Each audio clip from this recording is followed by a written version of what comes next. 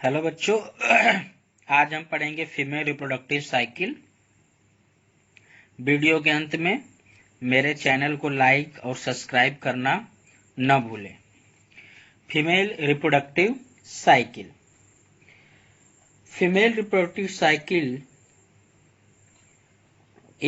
encompasses the ovarian and uterine cycle, the hormonal changes that regulate them, and the related cyclical changes in the ovary and cervix.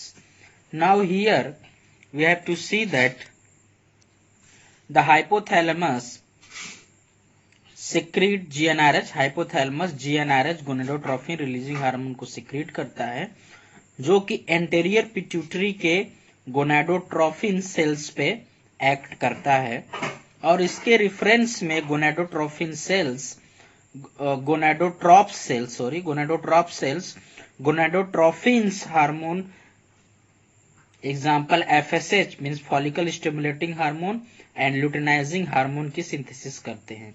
ये दोनों hormone ovary पे blood में mix होके via blood stream ovary पे act करते हैं।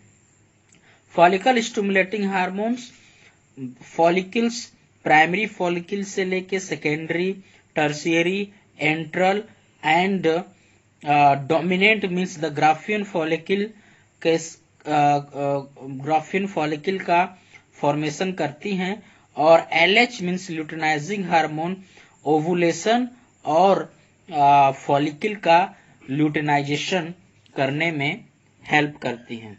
So ovary released progesterone and oestrogen and progesterone. The estrogen and progesterone both have the feedback दोनों जो है एंटेरियर पिट्यूटरी और हाइपोथैलेमिक लेवल पर फीडबैक मैकेनिज्म शो करते हैं।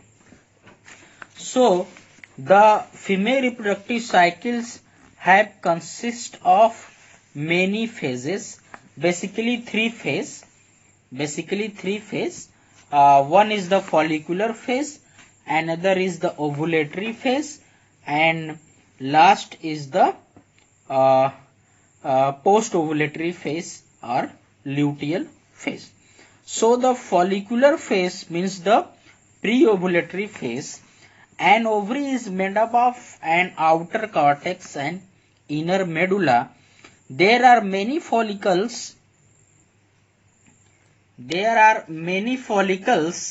in the cortex, and each one contain one immature egg. Cortex में एक immature egg होता है जिसको हम oocyte बोलते हैं, and the follicle undergo maturation. It develops from a primary follicle to a secondary follicle to a Graafian follicle with the FSH. Blood में FSH का लेवल फॉलिकुलर फेज में ज्यादा होता है, और LH का लेवल स्लाइटली स्टिल कांस्टेंट रहता है। लेकिन जैसे जैसे प्राइमरी फॉलिकल से सेकेंडरी फॉलिकल और ग्राफियन फॉलिकल में कन्वर्ट होते हैं, FSH का लेवल बढ़ता है, और eight the time of ovulation FSH का लेवल स्लाइटली इंक्रीज करता है, और पोस्ट ओवुलेटरी फेज में FSH का लेवल जो है डिक्रीज करता है, और लास्ट में जब सेकेंड मेंस्ट्रुएशन स्टार्ट होता है तब ये FSH का लेवल इंक्रीज होता है। क्यों? क्योंकि जब फॉलिकल्स का डेवलपमेंट होता है, ग्रोथ होता है, तो FSH की जरूरत पड़ती है, क्योंकि FSH ही प्राइमरी फॉलिकल से ग्राफियन फॉलिकल के डेवलपमेंट में हेल्प करता है। Now we have to see that LH का कंसंट्रेशन हमेशा कांस्टेंट रहता है during follicular phase and post follicular phase, लेकिन at the time of ovulation LH surge आकर, this is the LH surge. यहाँ पे देखेंगे LH का स्लोप जो है ड्रास्टिकली इंक्रीज किया है। ब्लड में इसका कंसंट्रेशन LH का सबसे ज्यादा होता है इस टाइम। क्यों? क्योंकि LH helps in the rupturing of the Graafian follicle. अब जब ग्राफियन फॉलिकल रेप्चर होता है तो वहां से oocytes, सेकेंडरी oocyte रिलीज होके फैलोपियन ट्यूब में जाते हैं। और जो रिमेनेंट पार्ट बचता है ग्राफियन फॉलिकल का, वो LH हार्मोन के सहायता से ल्यूटिनाइज्ड होके कार्पस ल्यूटियम में कन्वर्ट हो जाते हैं। कार्पस ल्यूटियम एक्चुअली है एलोइस structure. Menstrual cycle basically 28 day की साइकिल होती है। फर्स्ट 14 डे से पहले को हम फॉलिकुलर फेज बोलते हैं, 14 डे को हम ओवुलेटरी फेज, और आफ्टर 14 डे हम पोस्ट ओवुलेटरी फेज या ल्यूटियल फेज बोलते हैं। अब हम आते हैं यूटेराइन साइकिल पे। यूटेराइन साइकिल पे हम ये देखेंगे, this is the menstruation phase, this is the proliferative phase, this is the secretory phase. During 1 to 4 days, 1 से लेकर 4 दिन तक, there is the menses. Menses में there is the lots of blood and endometrium cells and uterine cells जो है वो release होती है in the form of menses. इसको हम मेंस्ट्रुएशन फेज बोलते हैं, 1 से लेके 5 दिन का, and it differ from female to female. During this events हम देखते हैं कि जो एंडोमेट्रियम की लाइनिंग है वो घट रही है। इसका जो लाइनिंग का जो लेयर का जो थिकनेस है वो घट रहा है। क्यों? क्योंकि इसमें क्या होती है, रप्चरिंग होती है और इसकी सेल्स ब्रेक होके ब्लड के साथ मिक्स होके बाहर निकलते हैं। और यहाँ पे देखेंगे कि जो एस्ट्रोजन का लेवल है, यहाँ पे धीरे धीरे एस्ट्रोजन का लेवल बढ़ रहा है, और यहाँ देखेंगे कि अचानक एस्ट्रोजन का लेवल बहुत ब्लड में बढ़ गया है। क्यों? क्योंकि यहाँ पे डे 12 तक जो ग्राफियन फॉलिकल का फॉर्मेशन हो जाता है, और ग्राफियन फॉलिकल यानी डोमिनेंट फॉलिकल एस्ट्रोजन की सिंथेसिस करती हैं। लेकिन एस्ट्रोजन का हम देखेंगे जब पोस्ट ओवुलेटरी फेज में एस्ट्रोजन का कंसंट्रेशन ब्लड में कम हो जाता है, क्योंकि यहाँ पे कार्पस ल्यूटियम होता है जो कि प्रोजेस्टेरॉन की सिंथेसिस करती है।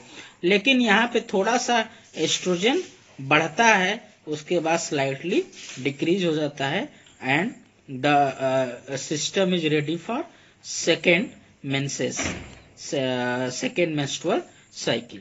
अगर हम प्रोजेस्टेरॉन के लेवल की बात करेंगे तो प्रोलिफरेटिव फेज में यहाँ पे देखिए progesterone slightly low concentration blood में रहता है, लेकिन ओवुलेटरी पोस्ट ओवुलेटरी फेज में आप देखेंगे कि प्रोजेस्टेरॉन का जो कंसंट्रेशन है वो बहुत ही हाई है।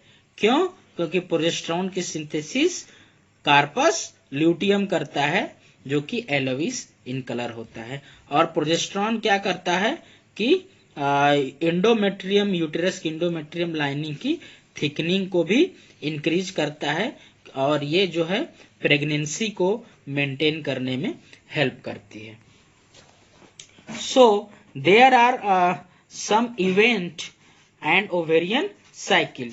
फॉलिकुलर फेज डे 1 से लेके 13 दिन तक फॉलिकुलर फेज होता है। इसमें कौन कौन से इवेंट होते हैं? FSH secretion begins, estrogen secretion is prominent, and follicle maturation occurs. Ovulation day 14, LH spike occurs. Luteal phase day 15 to 28 day, LH secretion continue, progesterone secretion is prominent, carpus luteum forms. Now the uterine cycle, menstruation days 1 to 5, endometrium breakdowns, जिससे कि thickening जो होती है कम हो जाती है। Proliferative phase day 6 to 13, endometrium rebuilds, and the secretory phase day 15 to 28, endometrium thickens and glands are secretory. So thank to all of you for seeing this video.